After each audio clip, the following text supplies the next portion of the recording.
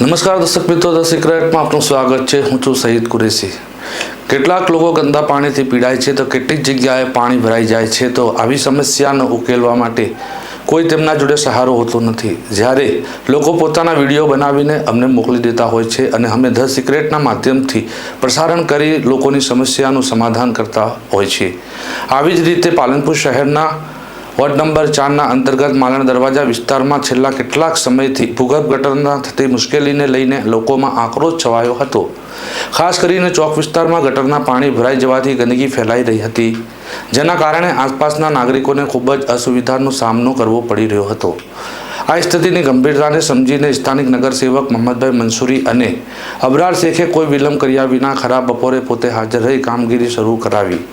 સફાઈ કર્મચારીઓને સાથે રાખી ભૂગર્ભ ગટરની સફાઈ કરવામાં આવી હતી। તરત જ સ્થિતિ પર નિયંત્રણ મેળવવામાં આવ્યું। મફતપુરા વિસ્તારમાં પણ નગરસેવકો દ્વારા આ પ્રકારની સમસ્યાઓની પૂર્વ તૈયારીઓ હાથ ધરાઈ રહી છે। ગંદા ભરાયેલા પાણીના નિકાલ માટે યોગ્ય આયોજન કરવામાં આવશે તેવી માહિતી નગરસેવકો દ્વારા આપવામાં આવી છે। આ પ્રકારની ઝડપી અને અસરકારક કામગીરીથી સ્થાનિક નાગરિકોમાં નગરસેવકો પ્રત્યે વિશ્વાસ અને સંતોષ વધ્યો છે। નગરસેવકોની સંવેદનશીલતા અને જવાબદારીની ભાવના શહેર માટે ઉદાહરણ પૂરું છે।